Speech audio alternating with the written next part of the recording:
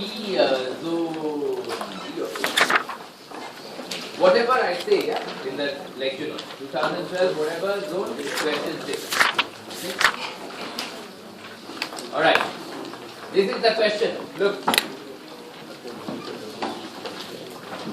There is a selling company which employs salesmen. Each sale that a salesman generates makes $4,000 worth of revenue for the firm which employs him. Okay, a firm employs salesmen. Each sale produced by a salesman generates this much revenue for the firm. Now, the probability of sale depends on whether a salesman makes a sale or not, depends on how much effort the salesman puts in. When I say that, straight away you should be thinking, okay, we are going to have a mixture of a principal agent problem plus a moral hazard problem. Okay, something like that is going to happen. Right? The employee has a level of effort, chooses between a level of effort E is equal to 0, low effort, and E is equal to 1, high effort. Okay, this is the choice that the employee, the salesman. And whether there is a sale or not is given to you by the following conditional probability. Probability sale given E is equal to 1, you put in high effort, is 0.8. Okay, 0.8. Therefore, follows that, this is not given to you in the question. Probability sale, probability no sale, given E is equal to 1, equal to 0. Okay, this is not given to you. Only this is given, but you should be able to see this is the probability.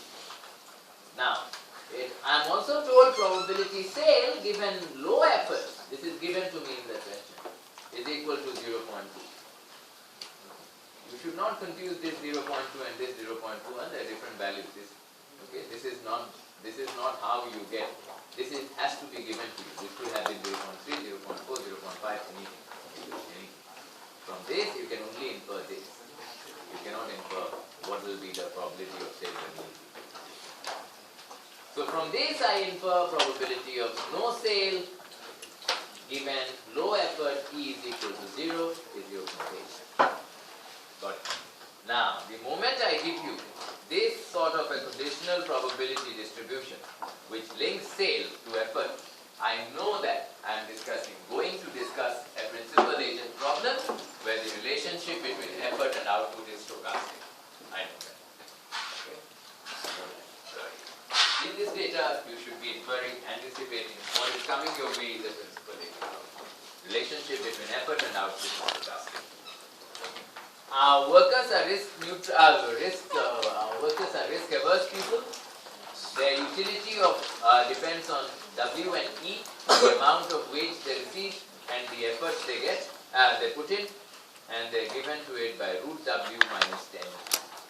Risk averse in wealth, constant marginal disutility of effort. Okay. Risk averse in wealth, constant marginal disutility.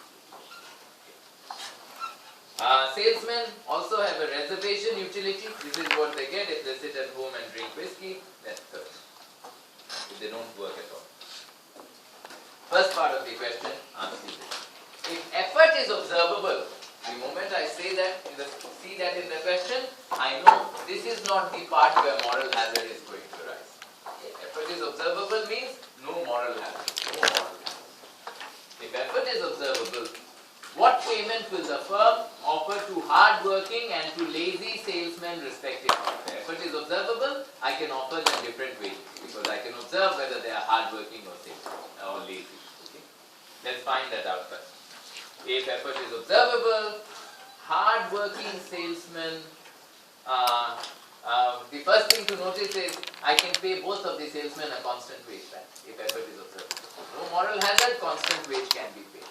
Let's say WH is the wage I'll pay to the hard-working salesman.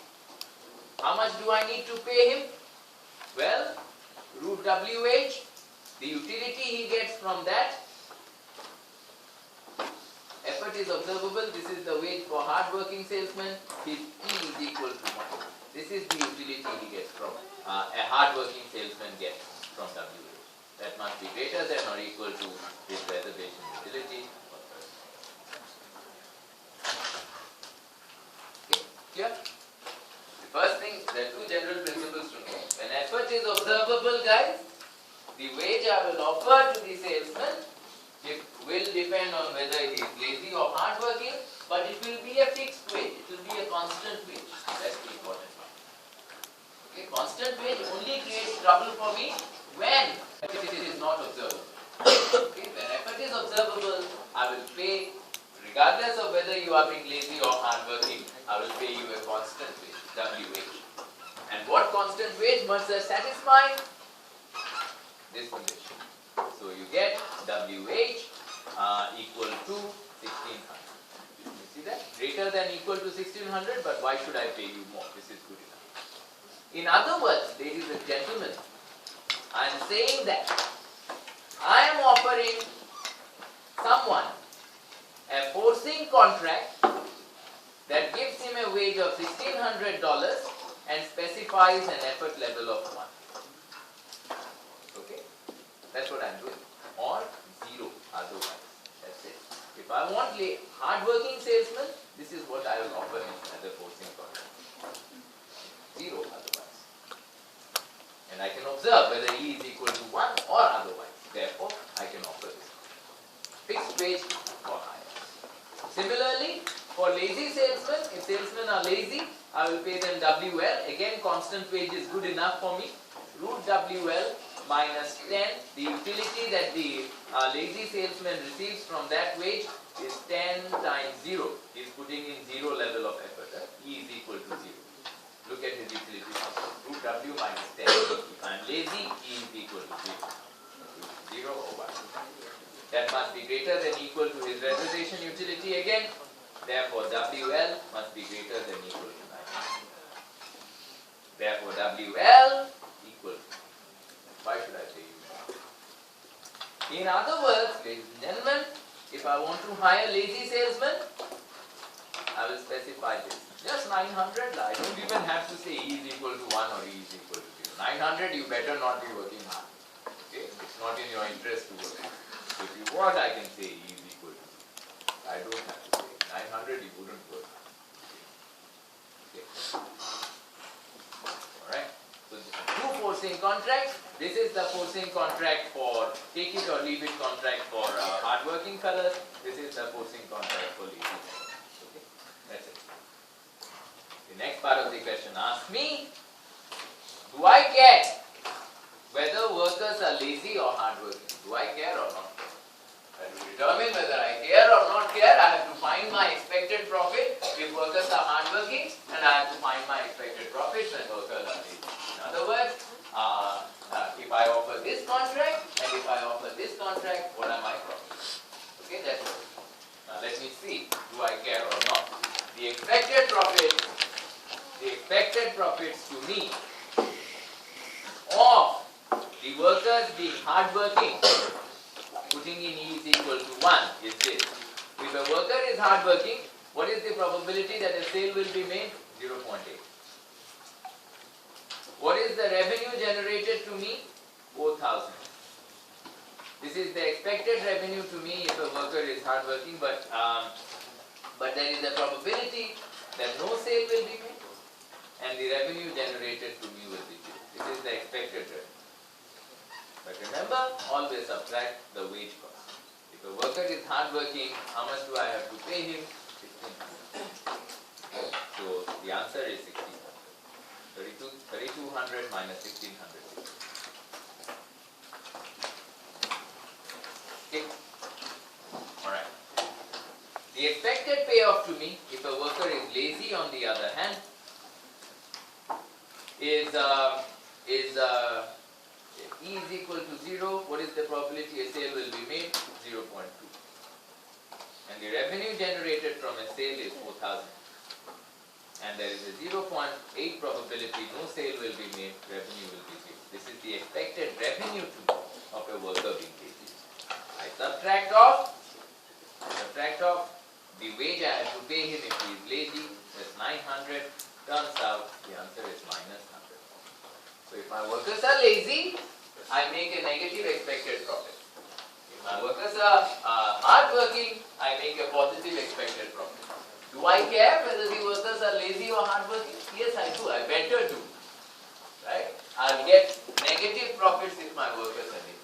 So, if I am going to opt, when effort is observable, what is the optimal wage from the point of view of the company? This is the optimal contract. Don't pay them this. Don't pay them this. Because if you pay them this, workers will be lazy, you will make negative profits. Okay?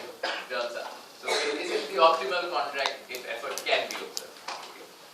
If effort can be observed. Now, next part of the question says this. Now assume effort cannot be observed. What should you be thinking? So the moral hazard coming up.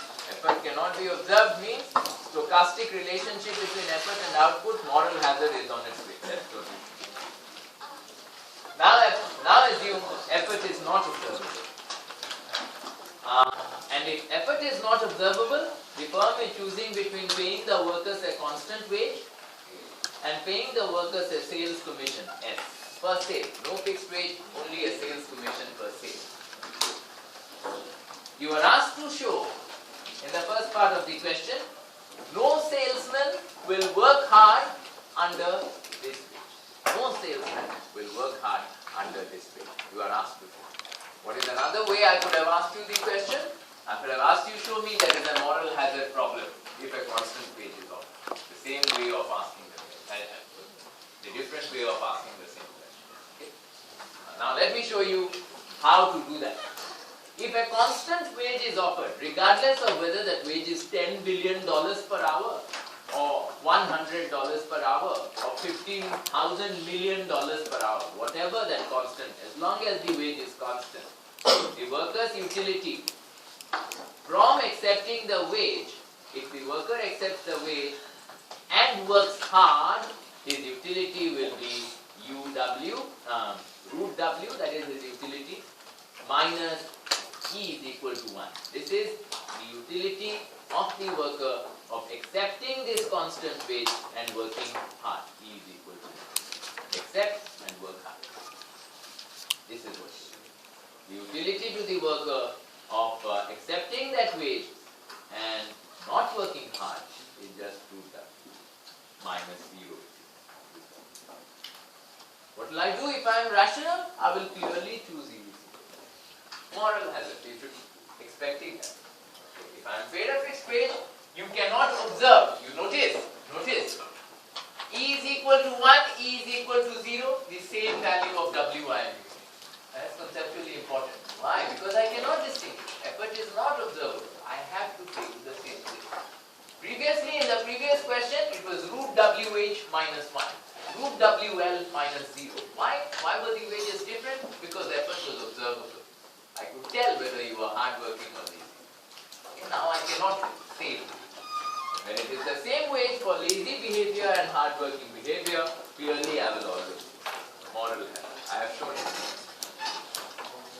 And the question is, if I know that at a constant wage, now this is not what the question is asking you, but let me show you. This is the last part. If I know that at a constant wage W, all my workers will be lazy, or a worker will be lazy, what is the optimal value of W star? I know that the workers will be lazy. What is the optimal value for W star? 900. How much do I need to pay to get workers to be lazy? From last part of the question, 900. If I know workers will be lazy, 900.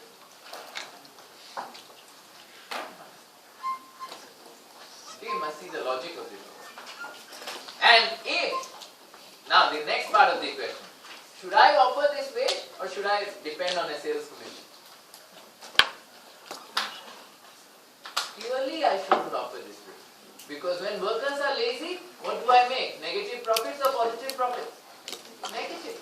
No way. Don't bother. Don't bother. Don't bother. Negative profits. Don't offer them a big wage. Okay?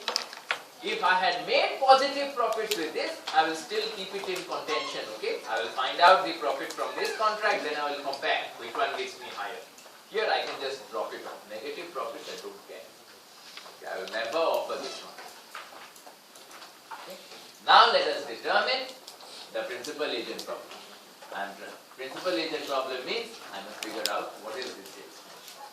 In any principal agent problem, the point is to find out the unknown in the wage schedule. What is unknown in the wage schedule? Okay? S.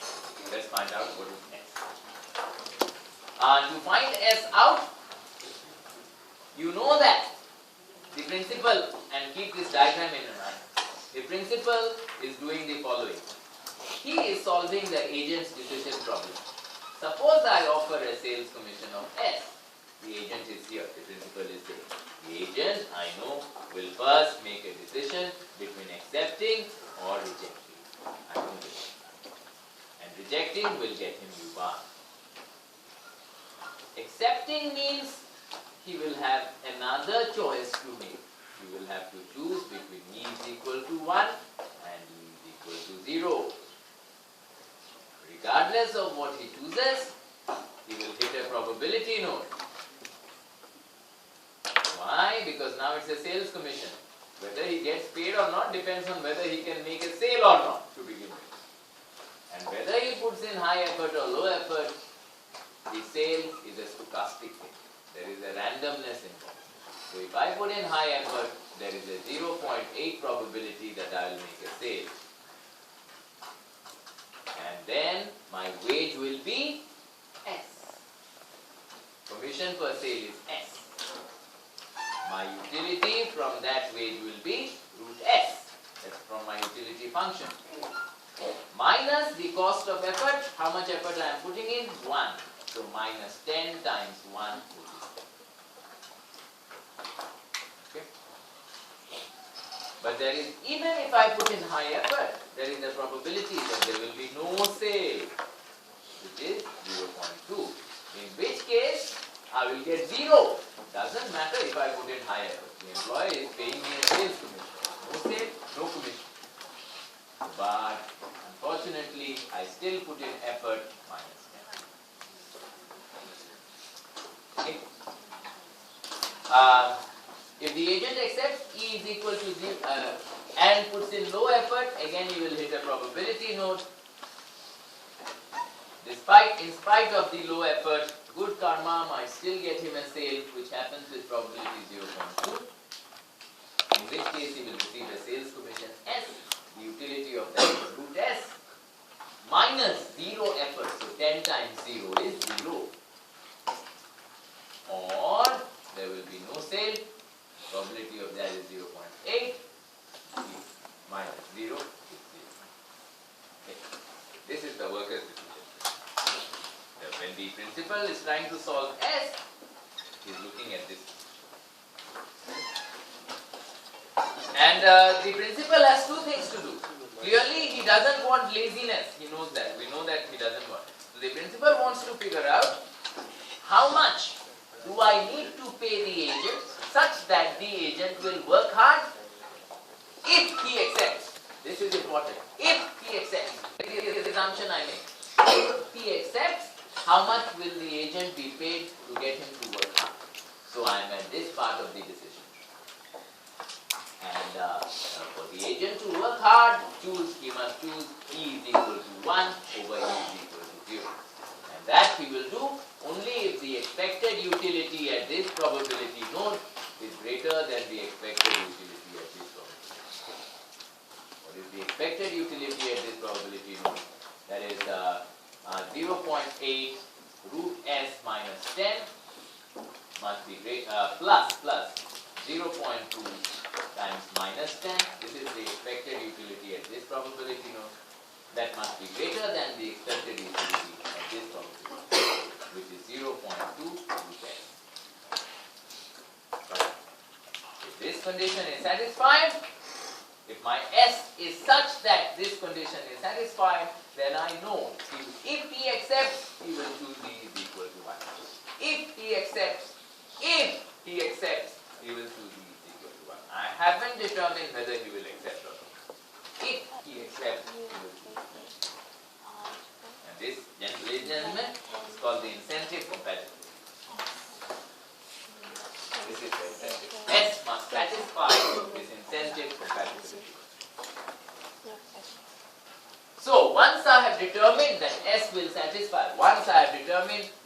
must satisfy to get him to choose to work hard.